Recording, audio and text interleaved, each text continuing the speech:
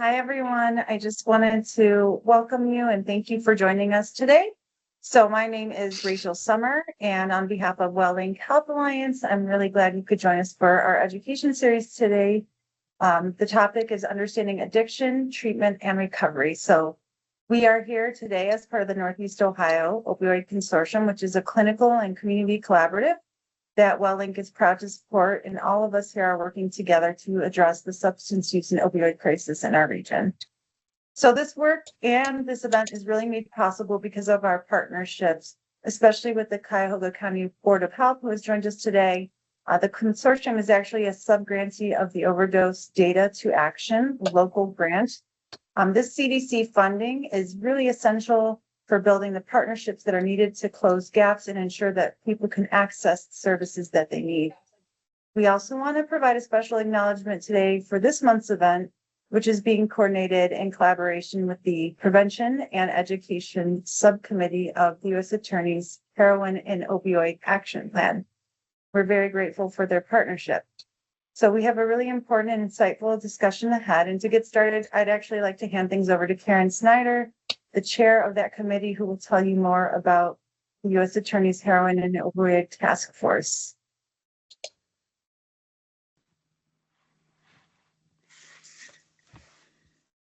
Yes, thank you.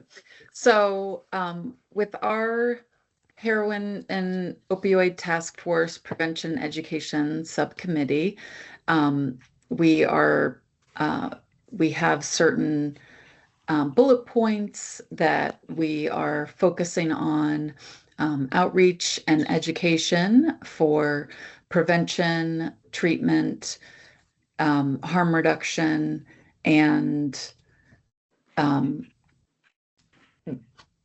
recovery. So the four main pillars. And we are really excited to be in partnership with the Northeast Ohio Opioid Consortium Education Series. And we're looking forward to the panel today. Thanks, Karen. And I wanted to transition over to our facilitator this afternoon, Emily Landis, who's joined us from the Cuyahoga County Board of Health, who will be facilitating the conversation. So I just want to turn things over to you. Awesome. Thank you, Rachel. And thank you everybody for joining our panel discussion. Like Rachel said, my name is Emily Landis, and I'll be the facilitator for the discussion. And I'd first like to mention that if you have any questions throughout the presentation, feel free to type these in the chat, and we will address them at the end during the question and answer session. And you will also have an opportunity to come off of mute at that time if you have any questions for our panelists. So I just wanted to kind of give a scope of where we are at in Cuyahoga County when it comes to unintentional drug overdose deaths. And I just pulled some information briefly from our 2024 Cuyahoga County Drug Overdose Integrated Epidemiologic Profile, which is a comprehensive report that uses multiple data sources, and that was put together by our Epidemiology Surveillance and Informatics Service Area at Cuyahoga County Board of Health.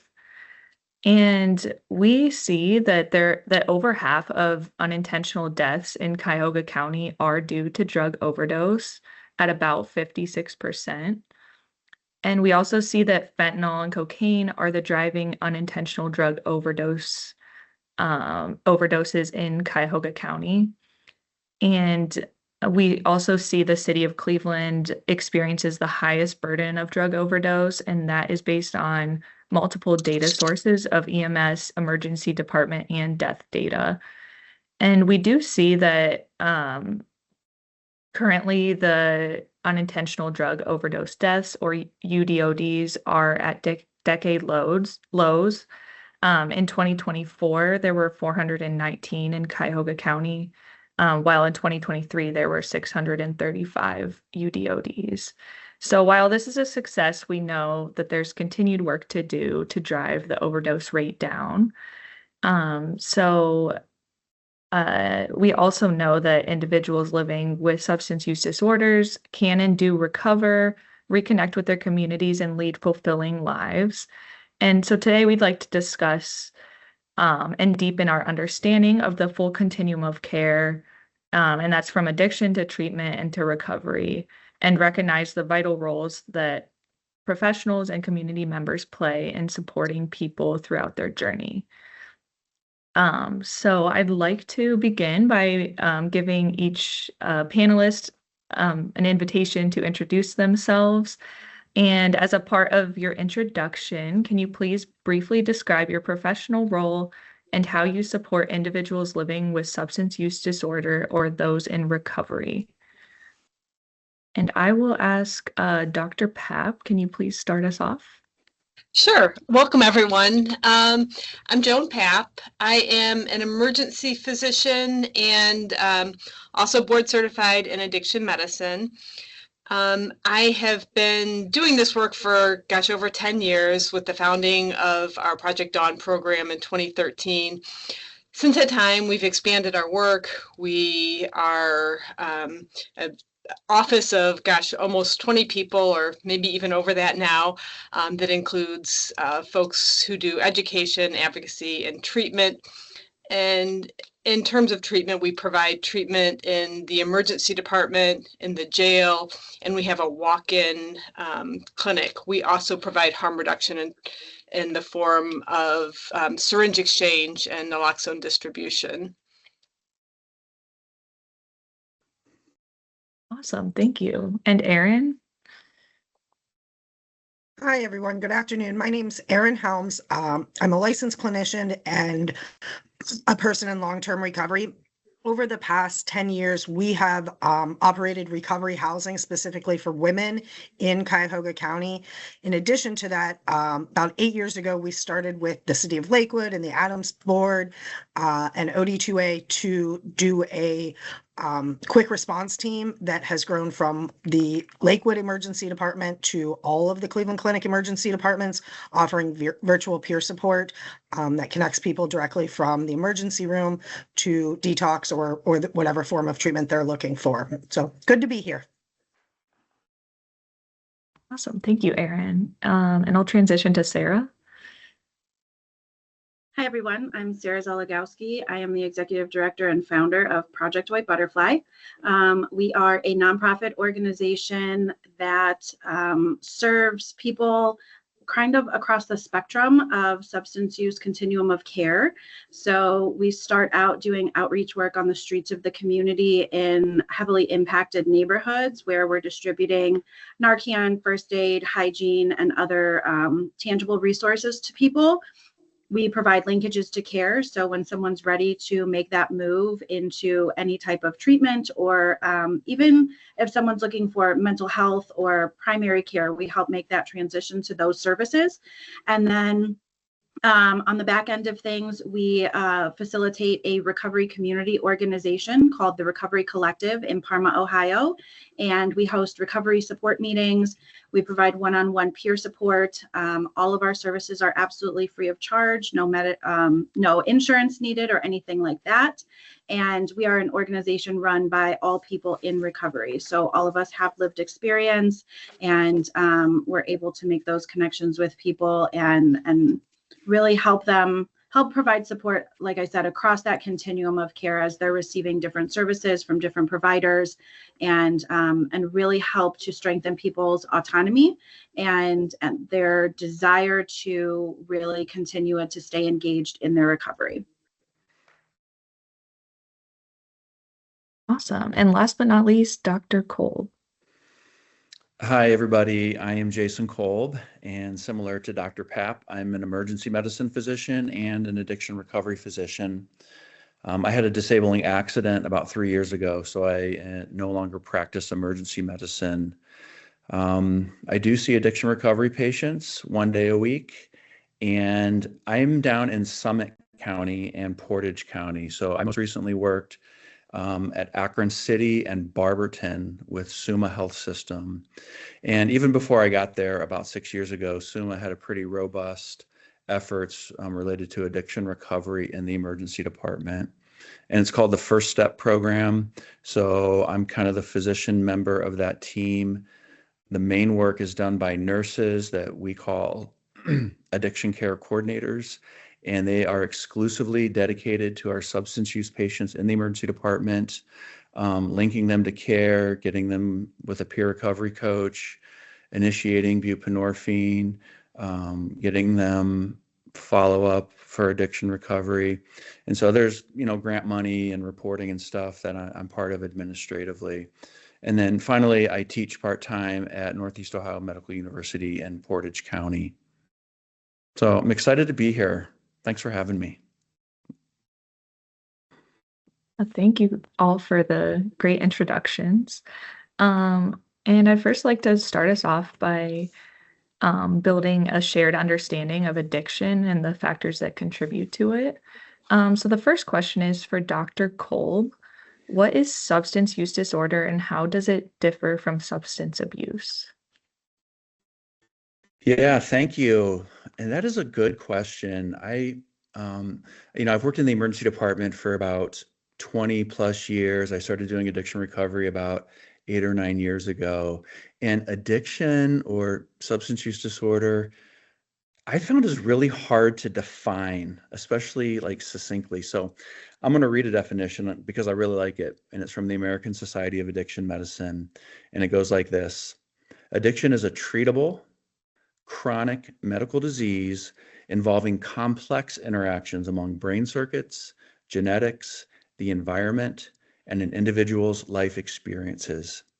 People with addiction use substances or engage in behaviors that become compulsive and continue despite harmful consequences. And I like that because I think it captures the complexity of this condition, the environment, the life experiences, the brain, and the genetics. So, terminology tends to change over time. And like 8 or 9 years ago, when I first started, it seemed like opioid dependence was the preferred term. And then I got hurt, and now we've switched, and it's opioid use disorder or substance use disorder, mild, moderate, and severe. And so distinguishing that from substance abuse is probably not a black and white thing. In my opinion, substance abuse would be somebody who is maybe drinking 10 or 12 beers on Friday nights, Saturday nights, but Monday to Friday functioning pretty fine. But I don't know, Dr. Pat, maybe you have a better insight, or any of the other panel members, on distinguishing substance use disorder from abuse. For me, I really see the distinction in terms of, how they break down the DSM diagnosis is really under 3 categories, right? There's loss of control, there's consequences, and there's physical dependence. So, if you think about loss of control, those are things like I'm craving and I can't stop thinking about drinking. I wanted to use, one time this week, but I wound up using every time this week. Those are the things that really sort of describe that loss of control. I meant to do one thing, but I just couldn't stop myself. Those cravings just really got in the way. And then consequences are things like, I was drinking and I got pulled over by a cop. I wound up going to jail. I had some sort of untoward consequence. Maybe it's just I got in a fight with my wife because she's mad at me for drinking.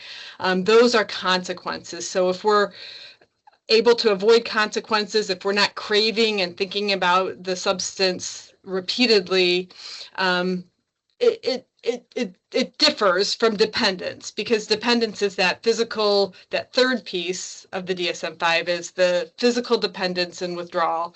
And so you can be dependent on an opioid if you have an injury, but not crave it and have consequences. And that would be the way I think we would separate those, make that distinction between those two.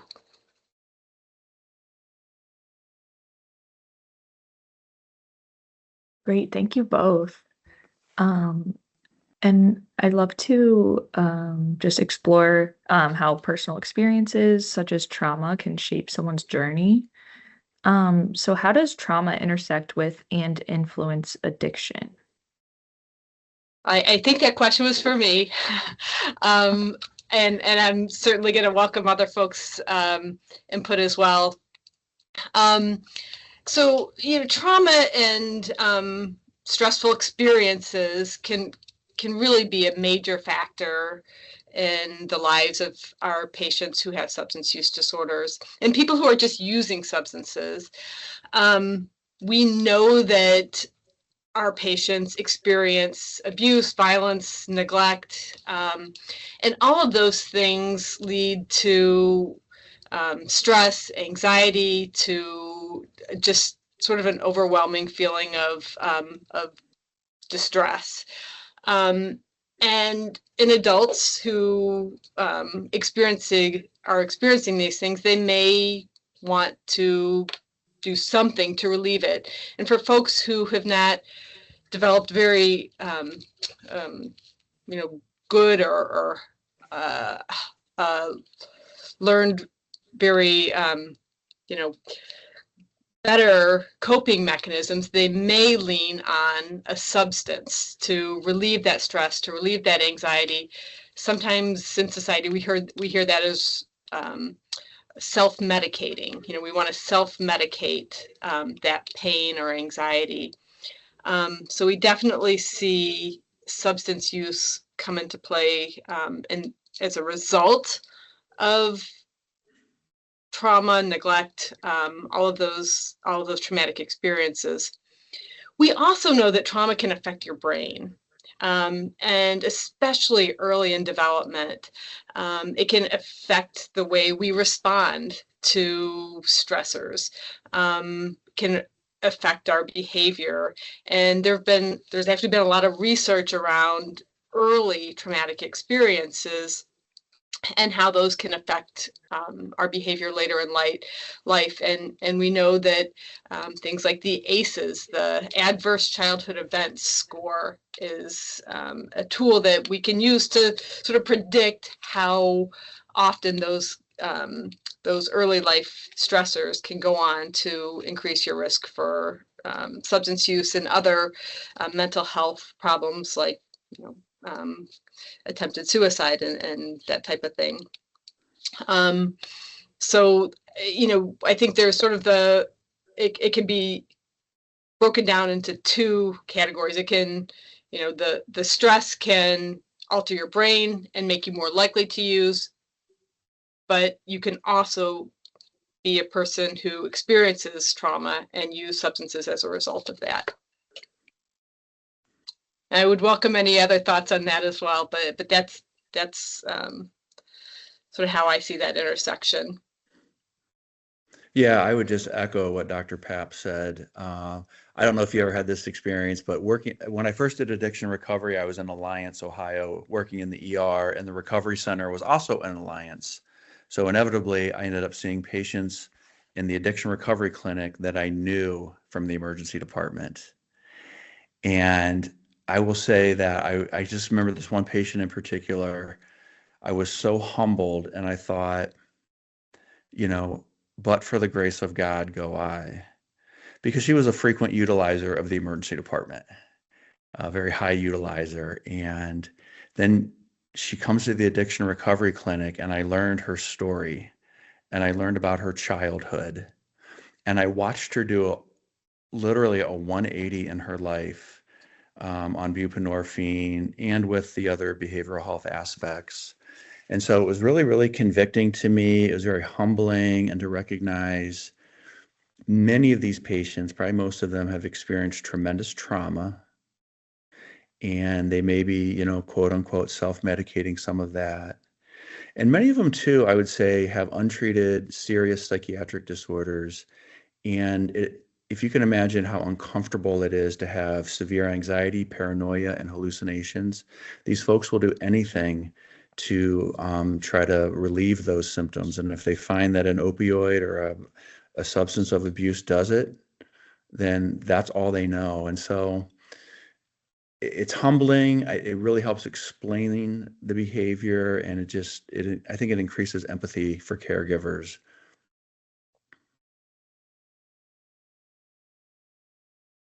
Yeah, that's really good. Thank you. And I know you were both talking about some of those risk factors that you see, but I would also like to ask if there's other key risk factors and behaviors that are associated with substance use disorder. And I'd welcome others to jump in if you have anything to say as well. Yeah, I think, my reading of the best understanding of risk factors suggests that about 50% of the risk is genetic. And they can't identify like a single gene, probably never will. It's probably many different genes. But I would hear the stories again and again in the addiction recovery clinic where patients would discuss their exposure to an opioid. Like say they got Percocet after a wisdom tooth extraction at age 22. And they were like, I've never felt like this in my entire life. Where has this been my whole life? And I personally, I had been exposed to Percocet after kidney stones, and it really didn't do anything for me. So that to me was like some additional anecdotal evidence. And then I'll just mention to any of the listeners, if you want to explore it more, there was fascinating studies that came out of the Vietnam War era by a woman named Dr. Robbins from Washington University in St. Louis. And she was commissioned by the president's office to study these men returning from war who were opioid abusing or addicted. And she followed them up for a year. And about 5% of those who came home addicted after 1 year were still addicted, but 95% had moved on. And I think there's something different about that 5% in their genetics, their DNA, and of course their life experiences and their environment. But again, that's my best understanding of the literature regarding risk factors.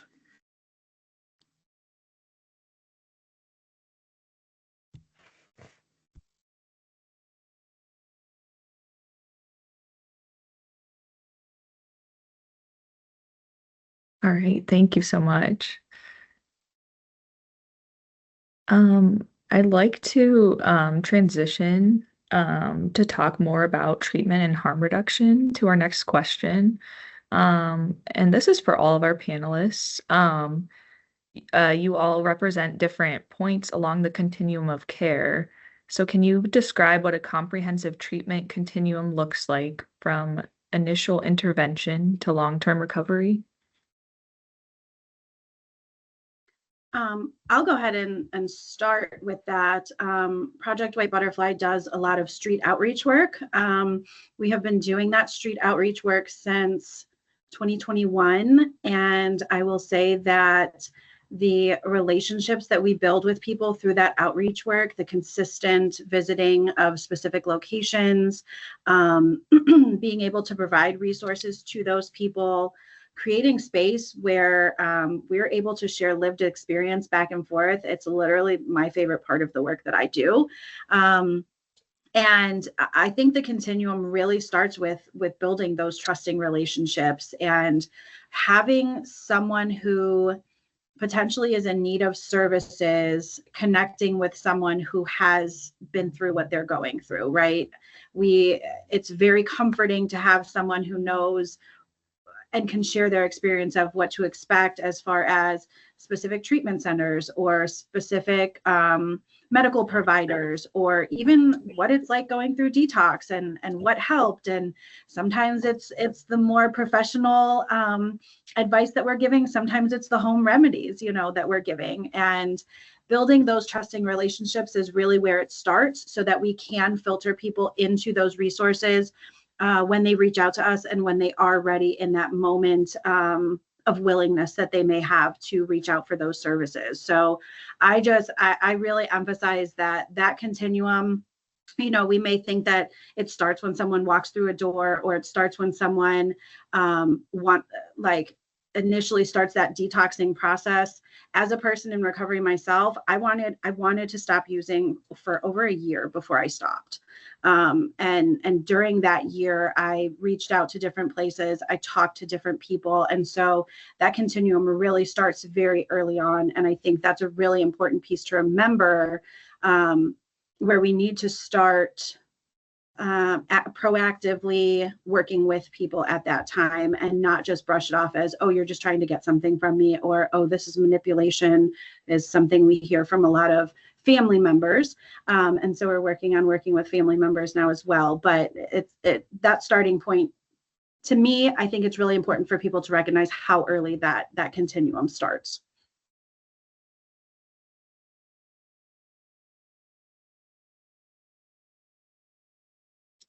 Yeah, Dr. Kolb and Dr. Papp, do you have any insight to kind of that continuum of care when you see these patients, such as in the ER? Sure. I think of the continuum as sort of on the far end, chaotic, out of control drug use, right? And on the other end, complete sobriety. And our job as clinicians is to gently guide that person from chaotic, out of control drug use closer and closer to sobriety, recognizing that the person may not be ready for complete sobriety. And so we want to be there for them as they take those steps. I don't think anybody wants to be in chaotic, out of control drug use, using by themselves, using dirty needles, using multiple substances at high risk for fatal overdose. So if we can just gently first offer them some harm reduction tools, here's clean needles for you, here's some naloxone, make sure you're using with other people, make sure you're not using alone. And then once you've gained some trust, move them a little further along the path when they're ready, and making sure that you have, established those relationships with the patient, and make sure that they know, they see friendly faces, that people are using non-stigmatizing language to ensure that you're going to build that trust, and then gently move them, and recognizing that there's going to be some backsliding, right? You may see someone moving quite well along the continuum and then they backslide, and just sticking with them throughout that whole process. And, and recognizing that maybe they'll never reach complete sobriety, but we can at least keep them safer and help lengthen their life and make it better for them. Yeah, that's well said. And in the emergency department, obviously we're the point of contact often for many of these patients. And so a big part of my responsibility was just trying to coach myself and the whole team on non-stigmatizing behavior, non-stigmatizing words. We even had signs up in the emergency department to that effect. And then another thing I wanted to just try to coach myself and the team on continuously is like, look, it may take 5 times for them to be here before they're ready to be in recovery. It may take 6 or 8 times. So maybe you're the third one to see them and they don't respond to your offer for help. Okay, you've got them one visit closer. It might take more contacts. So just hang in there, because it can be easy to get cynical. Like Metro Health, we dispense Narcan to go kits to our patients, actually from Project Dawn, because we believe it's the gateway drug to recovery. So if you're not alive, you can't get into recovery. So, and then we try to do the wraparound services to get them to the next step, which would be, outpatient follow-up, maybe IOP and things like that. And then, finally, I just want to remind myself and all of us that this is a chronic relapsing disease, and we're not like shocked or angry when our patients experience a relapse. It happens all the time with hypertension, diabetes, asthma, COPD. We don't get angry at those patients, really. We just refill their medication and get them back on track. And so I want to have that mindset that if my patient experiences a relapse, I'm not angry. I'm going to follow up with them even more closely and just get back on track. But anyway, that's kind of how I see this continuum of care for this patient population. I'd like to jump in there for a minute as well. And I so appreciate the way that Dr. Papp and Dr. Kolb and Sarah all described that early part of the continuum and how important that is to get people in and get them the appropriate clinical and treatment help. And then there's the recovery side of things. And as Sarah discussed a bit with the recovery community organizations that are really flourishing and growing in Northeast Ohio and really throughout the country, but also, things like employment support and, trying to reduce barriers. So transportation help. About, I don't know, probably 10 years ago, the St. Vincent's Charity Hospital had started a program that they were going to provide Uber transportation for all of their patients to be able to get to IOP. And it was like life-changing. They went from like 50% of their being there to like over 90% of people. And that was a huge barrier that they went through. The other piece is recovery housing. And in the state of Ohio, has now become, the law requires recovery housing operators to meet standards. So the people living in recovery house, they know they're walking into a safe, sober, supportive environment that also provides structure. I think the recovery community has also changed over the past decade. If you walked into most meetings 15 years ago and said that you were a person taking an MAT, that people were shunned and not accepted and said they weren't really sober. And really through the work of a lot of the people, quite frankly, on this call, of showing that is a pathway of recovery. So we have learned a lot of things, and this past decade has really been pretty incredible with those supports, because we know how to help people find sobriety and maintain that recovery. When you look at programs that are offered for physicians or attorneys, and their rates of success are so much better than what the national average is, but it takes funding to, somebody moving into recovery housing for 90 days and expecting, after 30 days of inpatient treatment and for their entire life to be back to what they, what so status and whatnot is, unlikely.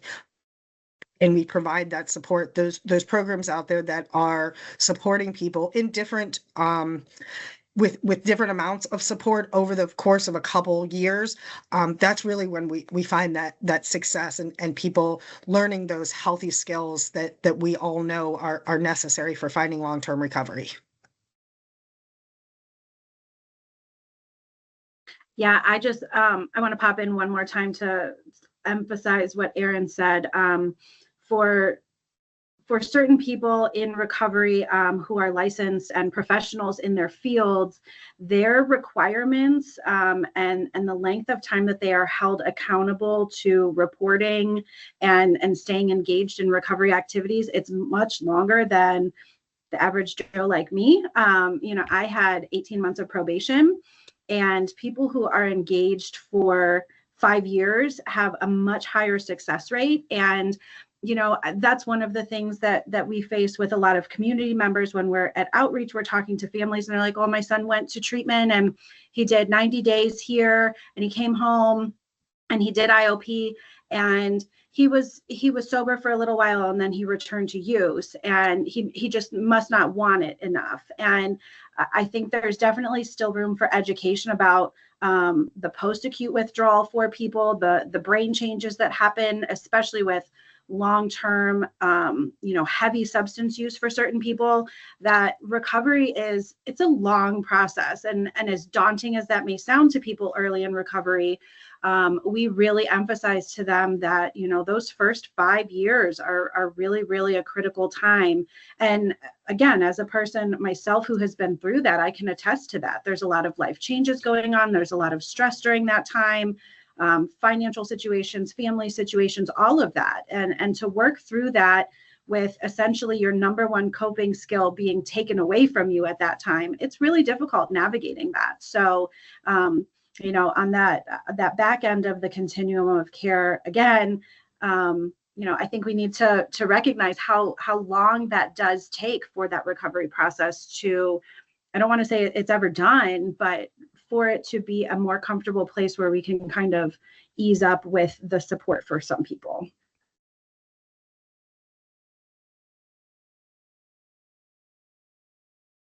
Yeah, thank you, Sarah. That's very helpful to get that perspective. Um, Great. I'd like to turn our focus a little bit now towards harm reduction. And I'm just going to ask if you all can discuss what harm reduction is and how it's being implemented on the front lines, both in emergency rooms and in the community. And I know we addressed this a little bit, but I wanted to give space if anybody had any other thoughts. I think of harm reduction as really any intervention that reduces the negative outcomes from an action or a behavior. And I know we talk a lot on these types of panels about harm reduction interventions for substance use, but putting a seatbelt on is a harm reduction intervention. Safe sex with condoms is a harm reduction intervention. There are a lot of behaviors that we engage in that are inherently risky. Walking outside is a risky behavior. You got to put your shoes on before you go outside, or put an umbrella up. So that's sort of the premise, I think, of harm reduction. And when we think about the harms from substance use disorders, it's obviously they're much more. They can be much more serious, right? Overdose fatality. There is the risk of developing an acute or a chronic infection, like a skin or soft tissue infection or endocarditis if you don't use clean needles, chronic infections like HIV and hepatitis C. And so we try to aim our harm reduction interventions at reducing some of those negative outcomes. So harm reduction interventions can actually be other behaviors as well. So you can reduce harm by educating people not to use alone. You can reduce harm by teaching people to use clean needles and then supply them with clean needles. Provide naloxone, obviously, to reduce overdose fatalities. Those are some of the interventions that I think of when I think of harm reduction.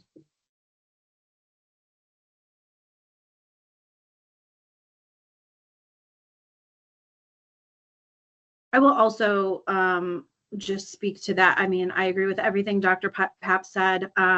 We also have been focusing more and working to become more familiar with policy that surrounds things like fentanyl testing strips.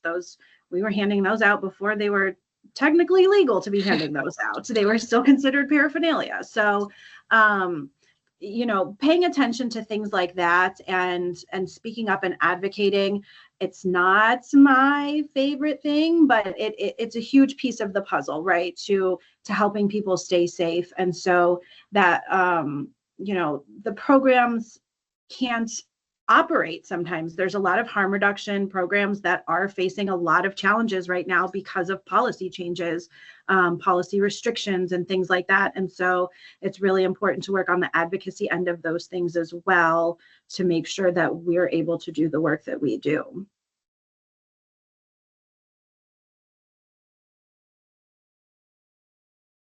Yeah, thank you. Thank you all. Yeah, there's many challenges that I know we face working in this field, and that kind of transitions us to our next question as well. What are some of the most pressing issues and barriers to providing adequate care for those experiencing addiction in Northeast Ohio? And I'd love to hear perspectives both from the clinical side and then also the community side.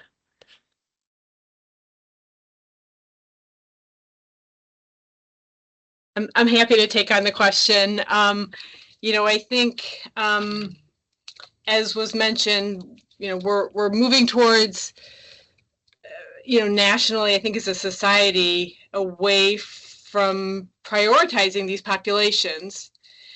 And we are moving away from some of the subpopulations care, not just in terms of substance use disorder, but in terms of general health. Patients with transgender patients, patients of color, prioritizing their needs. And nationally, we're seeing funding being pulled back. You mentioned harm reduction being reduced in terms of funding. On one of the last grants I wrote, I had to go through and find and replace and remove that term and change it to, gosh, what did I use? Strategies to mitigate risk. And it's potentially something that is, going to really defund a lot of the interventions that we, the funding that we rely on to keep harm reductions in the hands of the people that are at most risk. So those are some of the things that keep me up at night. I'm sure there's others, but right now I would say funding and just sort of the national priorities are my two biggest concerns. Yeah, I will definitely emphasize that the funding landscape right now is pretty nerve-wracking. And that takes away from some of, at an organizational level, for a smaller organization like Project White Butterfly, we have a very active team. And even though I'm executive director, I'm still out doing street work as well. And so having to spend more time on becoming more creative about writing these grants and having to go back after they're done and change everything because we find out that certain words are not allowed. It's really, really frustrating. And, at the heart of the work that we're all doing is compassion for people. And we just want to be taking care of people. But we continue to have barriers thrown at us. There were cuts from the Adams Board this year as well, I believe.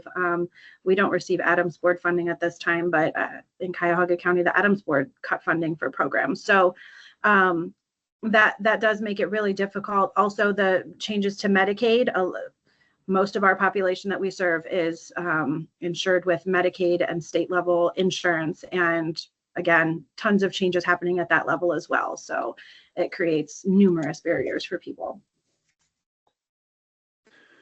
I'll mention a barrier that we encounter, and it's stigma. We already talked about that a little bit. Where I worked at SUMA, I think the providers actually did a really good job of decreasing stigma, and I was pretty proud of the team. But this can be a very tough population sometimes to care for in the emergency department. So I understand stigma.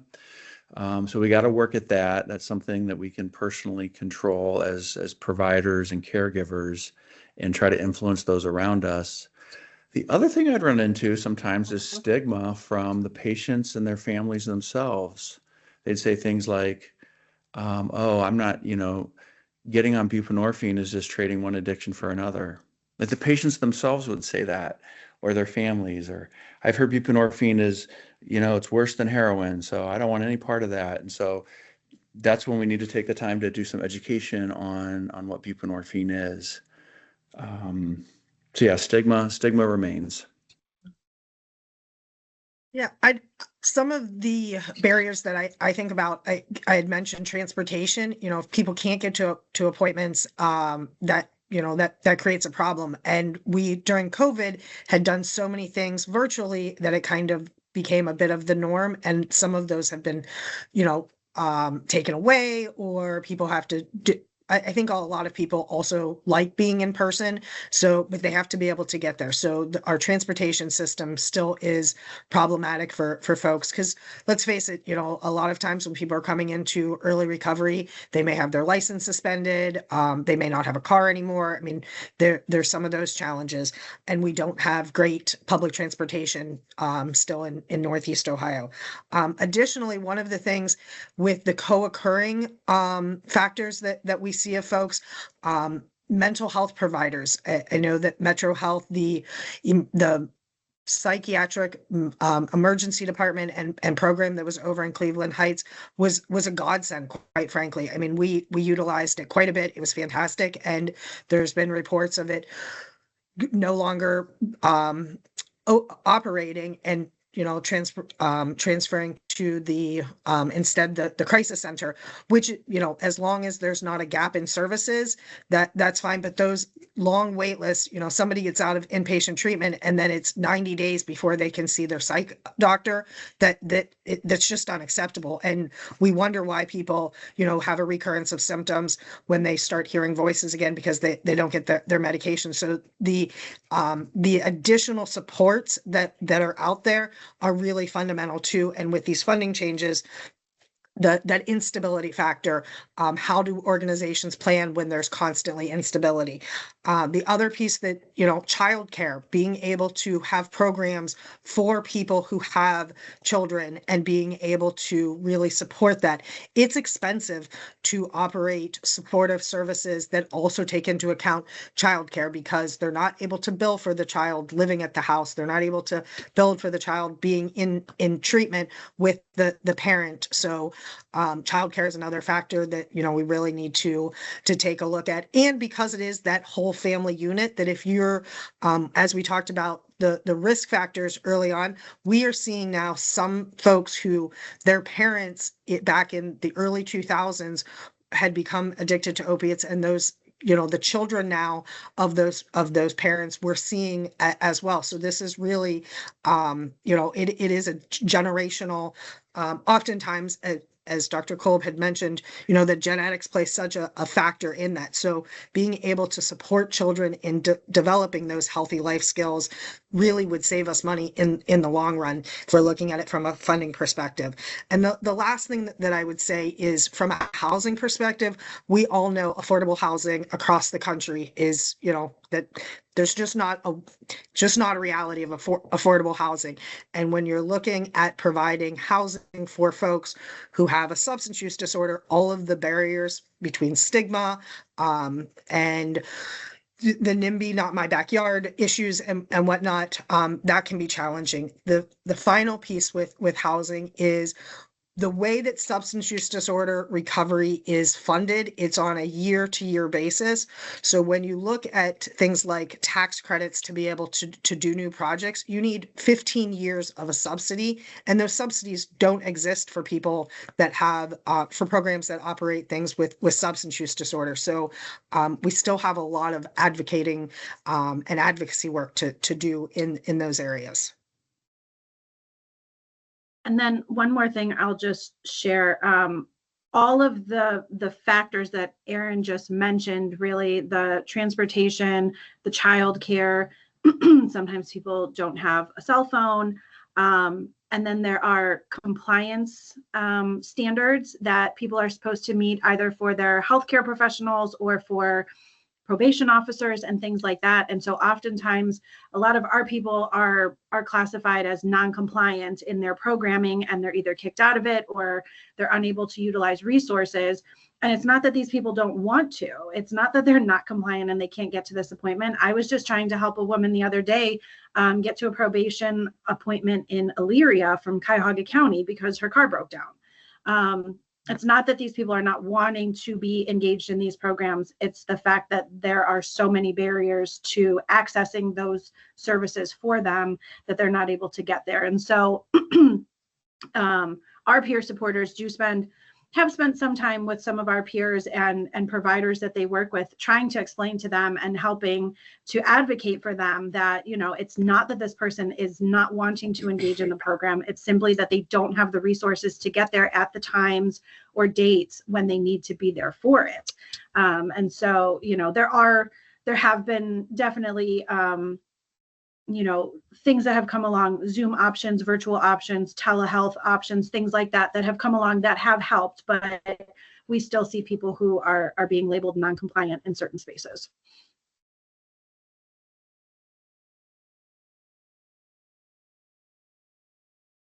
Yeah, thank you all. And I will transition to our next question about the power of peer support and community.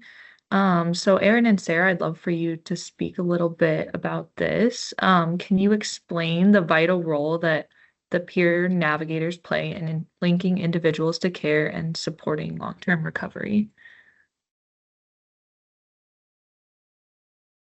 I'll take a stab at this first. So, as I shared earlier, we operate a peer support team that it's virtual. So the person's not in front of them, but they're talking to them over the phone or over an iPad, and being able to relate to that experience. So peer supporters have that lived experience of being in a hospital bed, and maybe having a doctor or nurse who is not super friendly or super helpful, or maybe the patient has been there 5 or 6 times, and the peer supporters oftentimes have a similar experience that they can relate. Not that it is the same experience, but that I also have experienced this, and this is how I have dealt with it.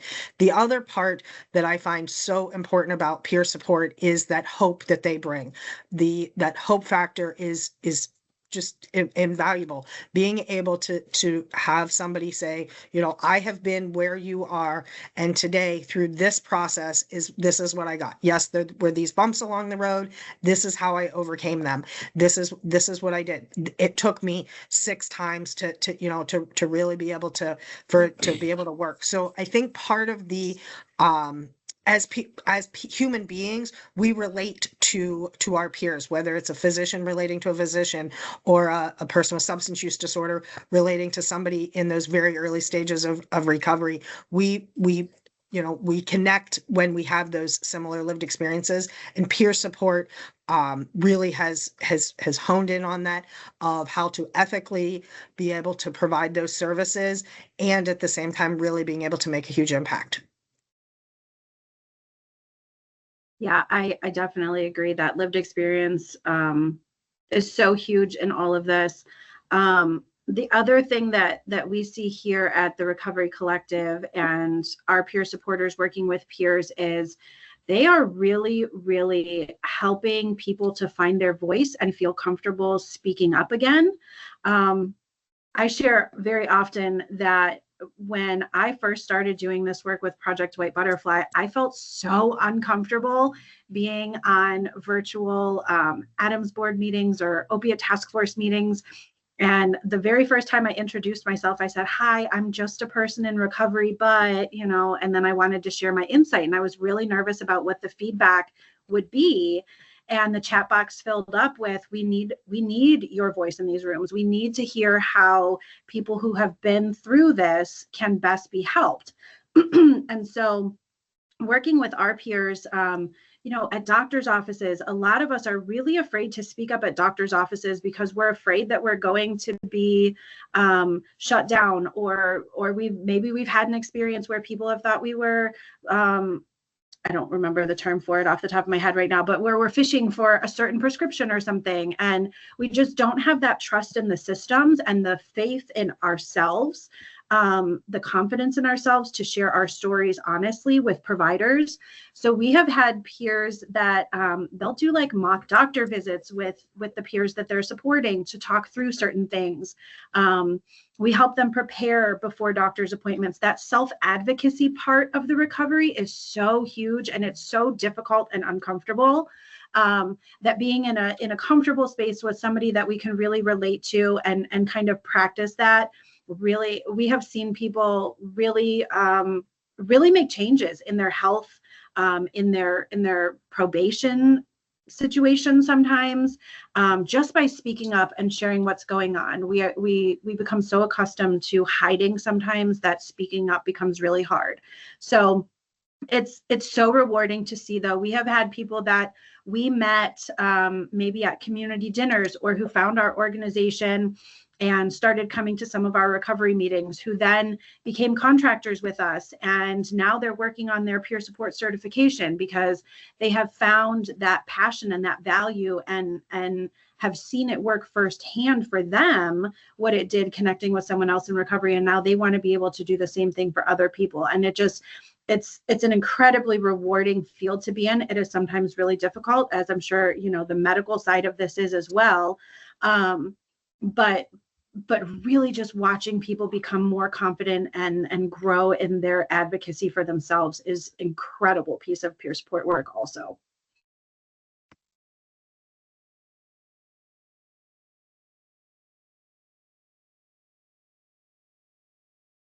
Awesome. Thank you. And this can be addressed by any of our panelists, but for someone in recovery, what do you think are the most helpful types of community support, and how do these resources help overcome barriers like transportation or stigma? Well, Emily, I was just going to jump in a little bit on the peer recovery coach or supporter, and just echo how important that can be for these patients.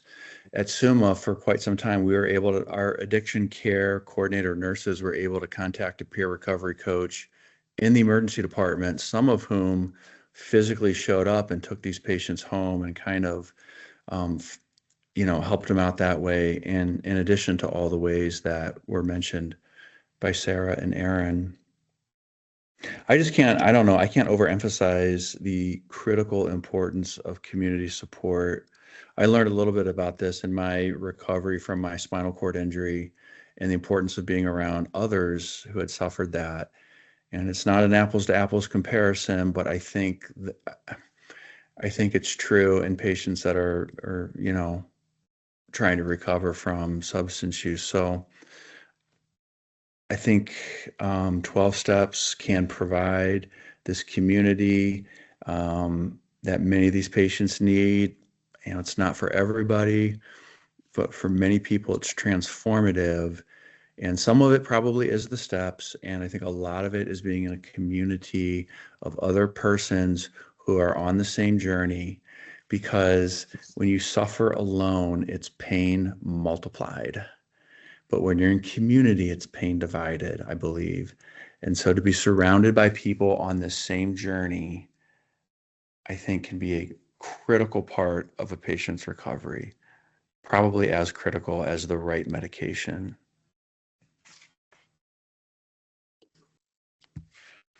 I would absolutely agree with that statement. I think that was wonderfully said.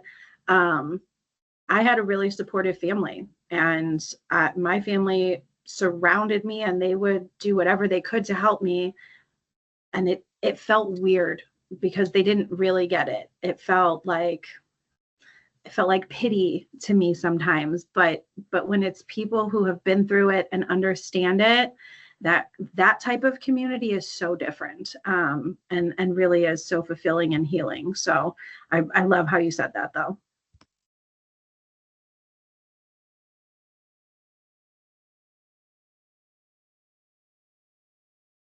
Yeah, I agree. That was very well said. And I know that we know that recovery is deeply personal. So hearing these stories can have a real impact in understanding what someone might be going through. So this panel does include, as you all have spoken, some as well on individuals who have lived experience. So to close, I'd like to ask you to share what recovery means to you personally and what led you to seek help.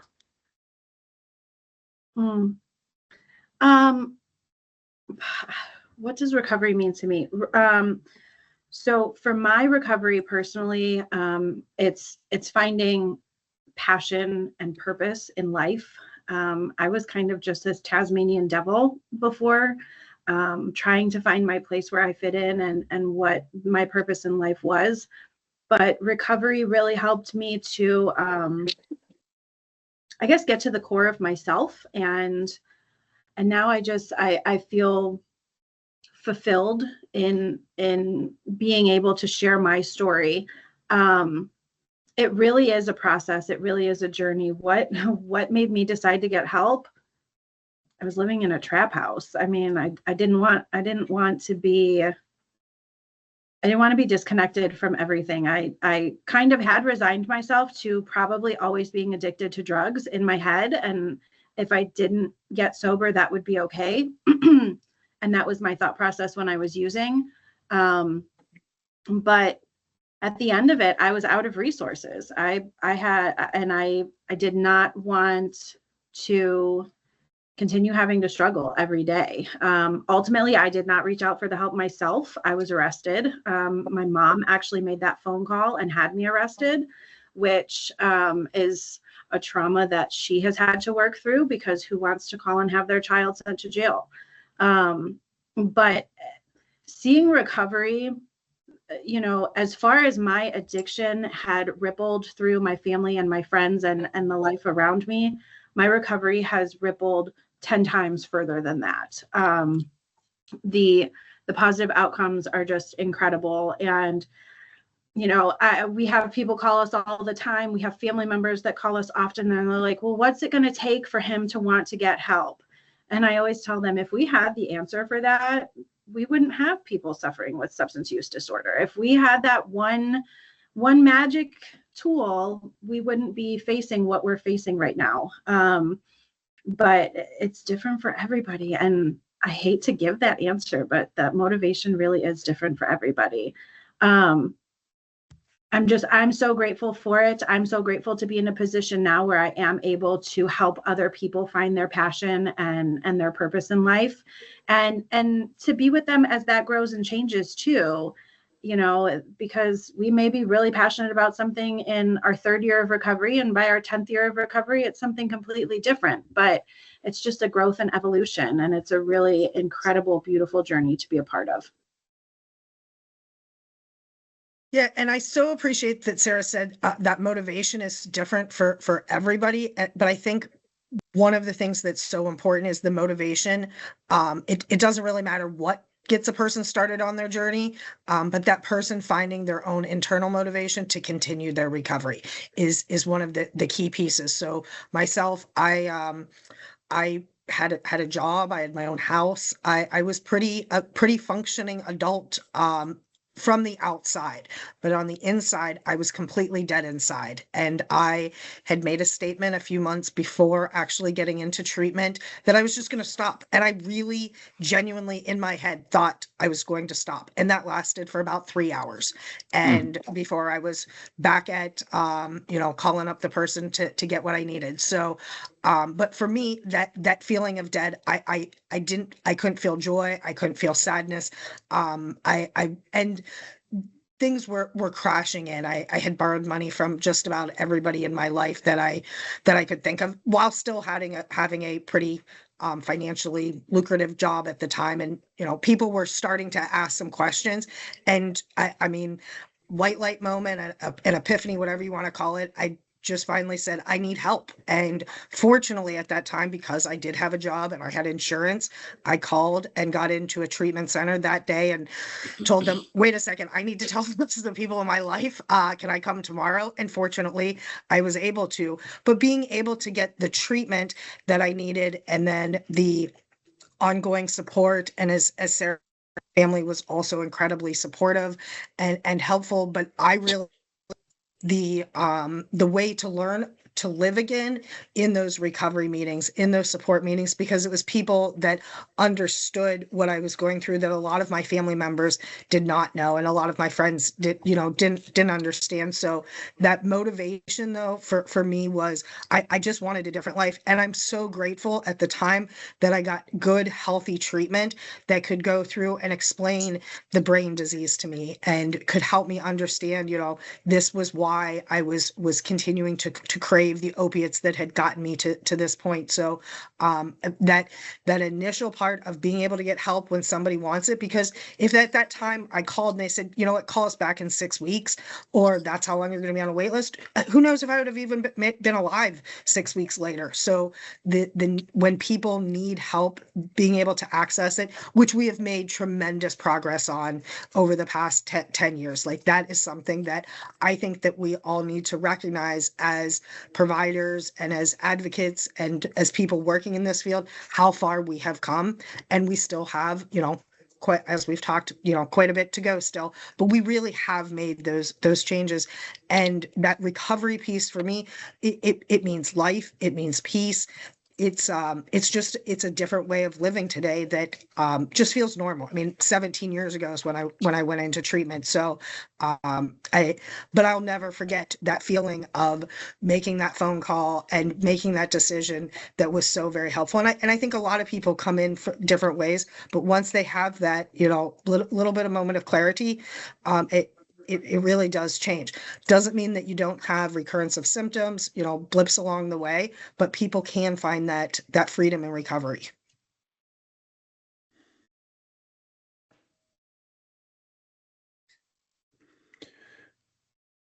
Yeah, There that's is a the question on the chat that I wanted to bring up with this is the act of combating stigma when you are taking opioids for chronic pain, and so the stigma that they feel. Do any of our clinicians want to respond to that? Yeah, I sympathize. First of all, it's a difficult position that these patients are in. The state of Ohio, I think, wisely really alerted physicians to the dangers of prescribing and put some limits or some guidelines, some regulations in place about how much we could or should prescribe. And I think it was well intentioned. It may have had some unintended consequences. For instance, what the question is asking about, the legitimate pain patients who've been on opioids for a long time, and if they get force tapered or cut off, that's really tough. So I don't have an easy answer for that. I think a legitimate pain patient who's been on opioids for a long time should probably just continue on opioids for a long time. But if they get cut off, I don't have an easy answer for that. It's complex. Who cut them off? A family practice doctor, a surgeon, maybe a pain management doctor would be more comfortable managing a patient like that.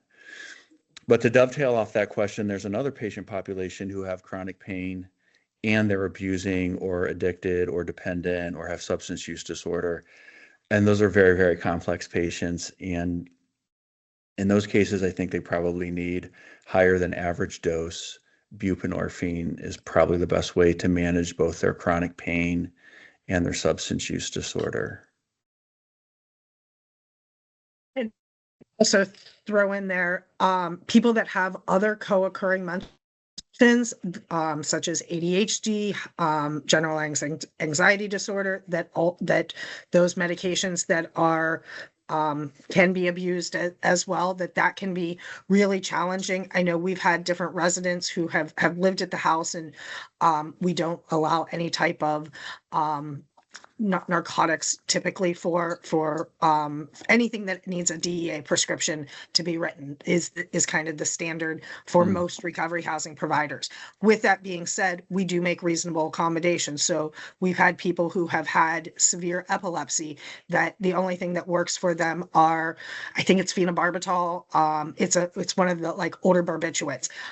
We also have had a few residents who have ADHD and have gone through and have tried multiple different pathways of not using a stimulant as their as a medication, and their life has been impacted to such a state that they're unable to function at work or in school, and we have made those exceptions. So I would say that there are providers out there, and I'm just talking from a recovery housing space in a very small part of Cuyahoga County, but there are providers out there that will work with folks when it seems legit, and I know that probably sounds stigmatizing, but for most, I would say for most folks out there, we want to be able to help. So we want to be able to help. We also don't want to continue to support that active addiction thinking and actions and whatnot as well. So it's a tough space to be in, and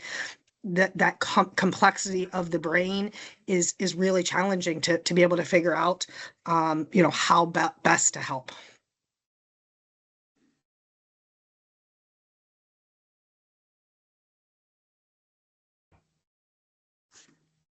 Yeah. I see we've opened it up for Q&A. Can I ask a question real quick while we're waiting? This is for Sarah and Aaron and your lived experience. Any advice you would want me to pass along to the emergency department providers that you may have encountered, how we can do better?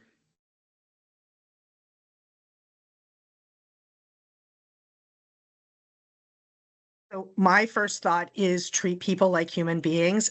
But I have to say, I so appreciate the fact that you said about having stigma reduction signs and doing that. But the way that we approach folks, I think most emergency departments have, I don't know the proper term, but frequent flyers. That, as you had mentioned earlier, this may be the person's 8th trip into the emergency department. Maybe number 8 is their lucky number. So continuing to treat people as human beings is so vitally important. That's the thing that we get from most folks is they didn't even see me as a person. They just saw me as a drug addict and whatnot. So that humanizing piece that what the medical field has gone through with COVID and everything over the past 5 years has been, really, and especially emergency departments, it has been really strenuous and difficult and challenging. So being able to, continuing to do the work, but being able to see people as human beings. Yeah, I think that's just one of the things that we hear the most too. And I've really worked on our side of things to help our peers understand what people in the healthcare field go through, what EMS and first responders go through. I always tell them, like, these are people who are seeing the worst of the worst day in and day out. And, to switch from, there was one nurse, she was a Metro Health nurse, and she shared a story, and she said it's really hard to go from zipping up a body bag of an innocent child that was killed in some horrific way to a person who has been in the emergency room a dozen times for drug overdoses and have that level of compassion, and I get that. I absolutely get that. But I think it would go a long way to have, emergency, some kind of just like socialization between maybe like people in recovery and medical staff teams or something, just bring everybody together for some type of, I don't know, I don't even know if it needs to be a panel, but just, again, a way to help people see those of us who use drugs or who used drugs or are in recovery as humans. It's, again, I think there's definitely stigma that comes from both sides of the situation. We have people that don't want to go to the hospitals because of those doctors and those people. And we do our work on our side to try to help them understand what you guys are going through as best as we can, because we don't have that lived experience and you guys don't have our lived experience. So just finding that common ground and understanding and grace for everybody across the table.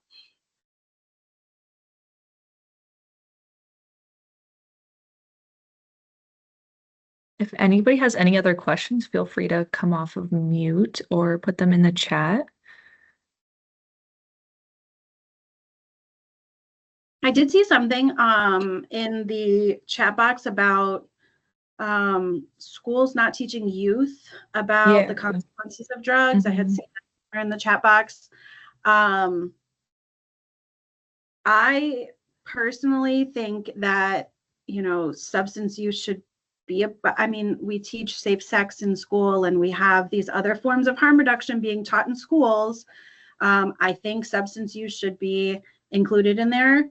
I don't think just say no, the DARE, tagline is an effective one that we're teaching kids, because we can teach kids about abstinence for sex, but we know kids are still going to go out and have sex. So I think we need to take a realistic approach from it. I think there does need to be more education about harm reduction with the youth. But I know that gets to a touchy subject.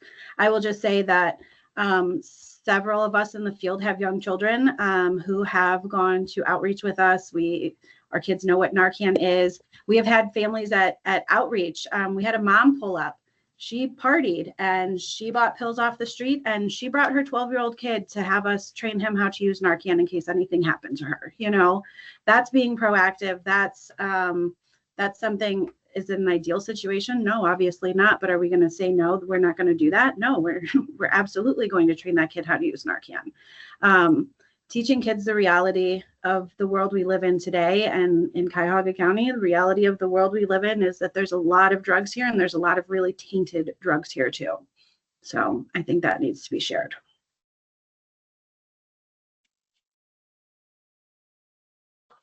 Regarding the school question, and I'm not a prevention expert either, but the being in this field and this space, you know, a lot of times when, to Sarah's point, the just say no and just consequences, the scared straight, oftentimes it has an initial impact, but not a very lasting impact. So there have been programs that are out there that talk or that teach kids more about healthy refusal skills, and being able to really adopt better coping skills have shown to be more effective than some of what we have done in the past. And I think, again, prevention is one that is very underfunded, and being able to look at what actually has worked, and being able to make some of those changes in school systems, because there are programs out there that they address things like meditation, being able to you know, how to answer that question without looking stupid or without looking like a little kid, and being able to those refusal skills. So I think a lot of that is healthy skill training and healthy coping skills for kids is what I've read as being really effective prevention measures for schools. Wonderful. Thank you so much for this enlightening conversation. And I just want to thank our panelists for giving their time today to educate us and share your knowledge and your perspective and your lived experience. We're going to keep going because we're wrapping up here. So Rachel, could you go to the next slide? So from our Northeast Ohio Opioid Consortium, if you'll see here, we have a MAT training coming up on November 20th. So this is the information that you can hopefully scan the QR code on your screen, and we can send this out in the Consortium Chronicle as well. Next slide. As Rachel and Karen mentioned, we're sort of uniting the U.S. Attorney's Heroin and Opioid Action Plan Prevention and Education Subcommittee in with the Northeast Ohio Opioid Consortium. So we're seeking more members for this committee, and you can scan this QR code to sign up. Next slide. As mentioned, we have a Consortium Chronicle that goes out on a monthly basis. If you haven't received it, you can go to this website here and you can see past issues and then sign up for our future issues.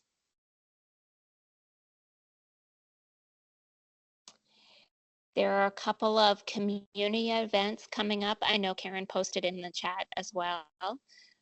Second Act has an event coming up on November 20th. Free event open to the public. And there's the free community dinner at the Recovery Collective every Saturday at 6 p.m.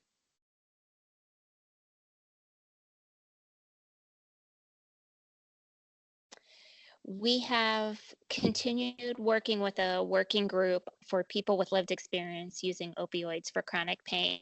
So I really appreciate Wendy's question earlier.